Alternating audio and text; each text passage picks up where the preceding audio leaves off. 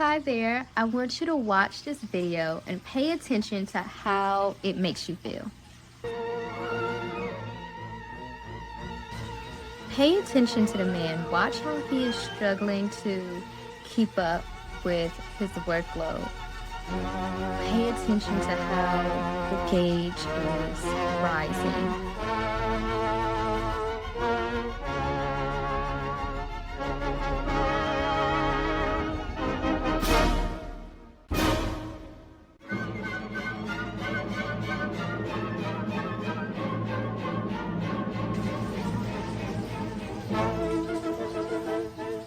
Notice how everybody moves in sync.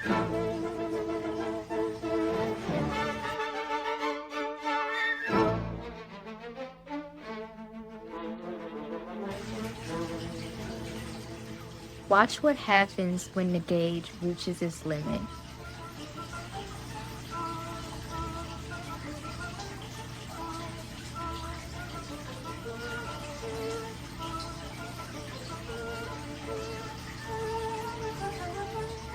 Look at how the system that they were working on turned into a monster.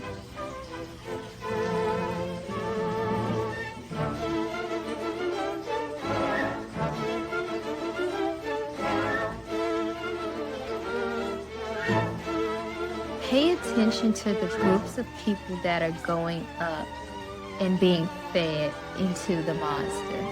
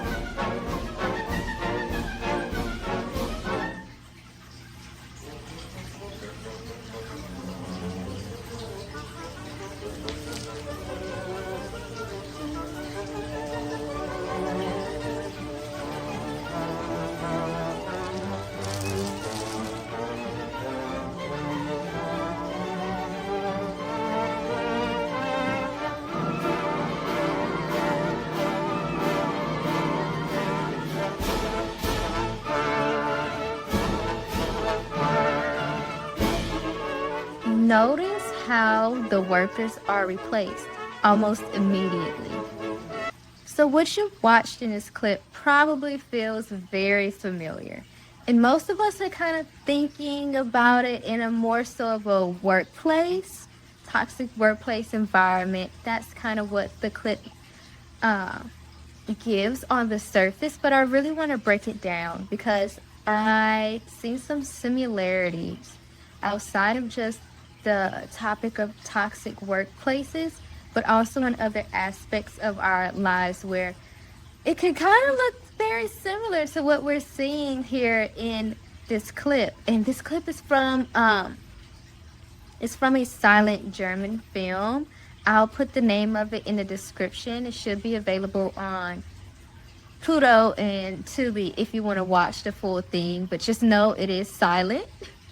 So there's no audio to it. You probably resonate with the clip if you're the one who's trying to hold everything together, trying to do everything under pressure, trying to keep up, who's trying to figure it out.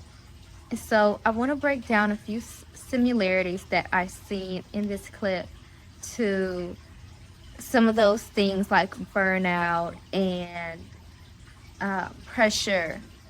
So let's get into it. So I wrote down some notes. So I'll be glancing down at them at the bottom on my screen because I want to make sure that I don't miss anything. And obviously, the first thing that comes up is the workers struggling to keep up, which is what we feel when it comes to burnout, is that we don't want to keep doing it anymore. And you can see in the clip, he's struggling to keep up. He's getting physically exhausted. And it's very symbolic to not just being in the workforce, but to every other aspect of life. whether it's financially, right? Because we have to work in order to get money. It can be at home, right? You're having to do so much work at home, the cooking, the cleaning, the whatever the case may be, and you just feel burnt out. You might feel burnt out emotionally, spiritually. And so I noticed that that scene of struggling to keep up, it played a bigger part than what's on the surface of just not being able to turn some dials and push some buttons. And then we see the beautiful thermostat. We see the thermostat sitting there, keeping track of all the pressure, and it just keeps rising and rising and rising and rising. And that's obviously very symbolic to burnout, is that the pressure, the emotions, the feelings, they slowly keep creeping up as the thermometer was in the movie. As we seen, when the pressure got too high, everything blew up. And that's very symbolic because I know I've definitely done this.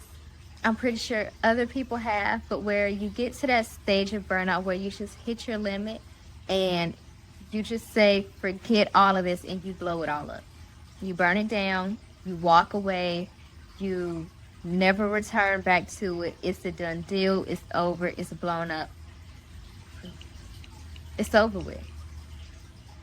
And so the pattern of him not being able to keep up, to the pressure rising, and this pressure can also be internally, externally, because we know we can be our own worst enemies sometimes with upholding certain expectations on ourselves. We can get very critical when we can't keep up, and especially as high functioning and high achievers, we want to keep doing, go, go, go, go, go, go, go, go. But when you know your body starts giving out, you start to feel this internalized pressure rising. You feel external pressure rising because sometimes maybe it's the banking account. Sometimes maybe it's our physical needs. Maybe it's family. Maybe it's our age. You know, it's certain things that have a time limit on them. And so we can feel this pressure, whether it's internal or external. And then once we hit that limit, everything kind of blows up.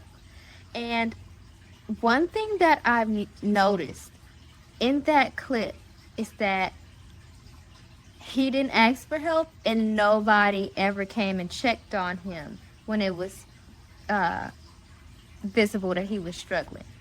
And so those were also two other things that I recognized in this clip, was that everybody was moving so uniformed and in their own space, in their own station, and had to do things to a certain rhythm and uniformity, that they weren't checking in on each other or even feeling. And also, I almost missed this one. When everything blows up, you see other people around him get hurt.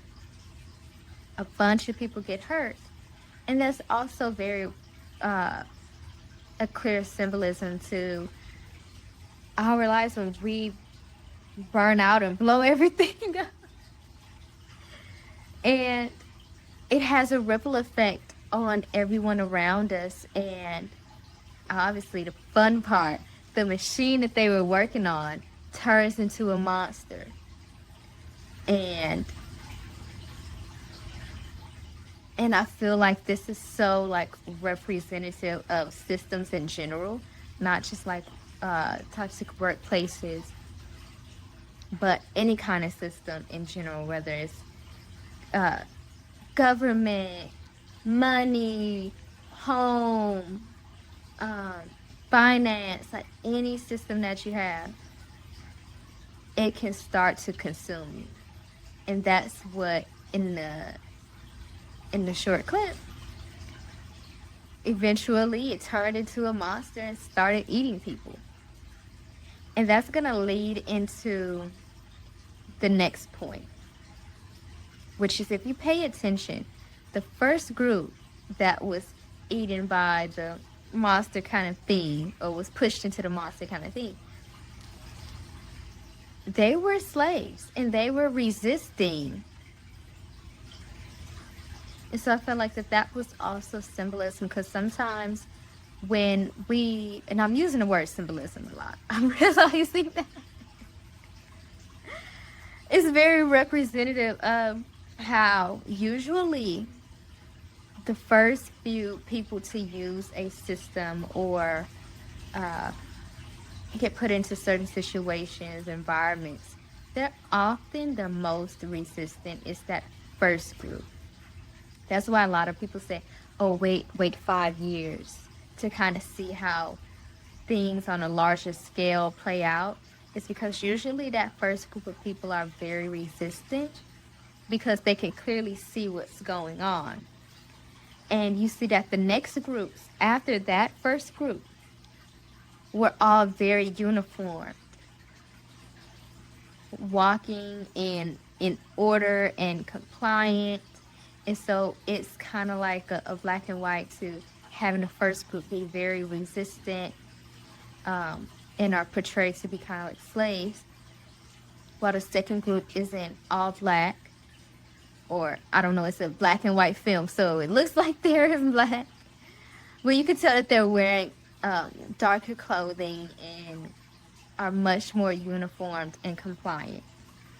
So I feel like that's representative to many aspects of our lives where we can be resistant to some things, resistant to systems and changes that happen, and then in a few years or the next group or the next generation is much more compliant. Think about like technology, right?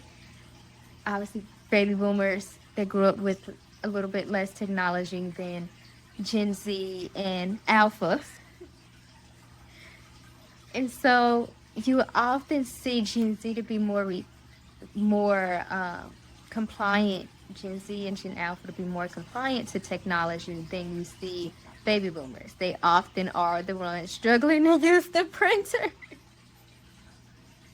Well, you have Gen Z and Gen Alpha on their phones and iPads the whole time, right? But when you look at when a bunch of technology was being pushed out, right? The older generations, they were a lot more hesitant than the newer generations.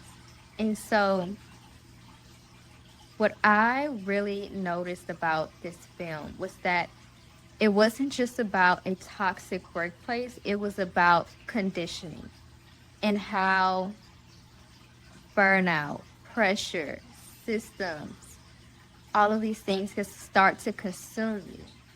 And at the very end of the clip, you see that all the people who got hurt were immediately replaced. And again, this just doesn't apply to workplace, because you could be replaced in relationships. You can be replaced in businesses. You can be replaced by anything. You could be replaced as a consumer. All right? And so it showed a kind of a loop of conditioning that we go through. And I think that the technology example between baby boomers and Gen Z and Gen Alpha is a very clear example of conditioning and how people can be conditioned to accept certain things that aren't the healthiest. So start paying attention to what you're keeping up with that never slows down. See how this clip applies to your life. And it doesn't have to be just workplace, as I've mentioned numerous of times. It could be relationships. It could be family systems. It can be finance. It could be political. So if this feels familiar, I highly recommend my life audit templates, which will help you kind of go through and start to see, okay, what feels good, what doesn't, what's taking energy, what's giving energy, right? So that the system or the monster doesn't consume you.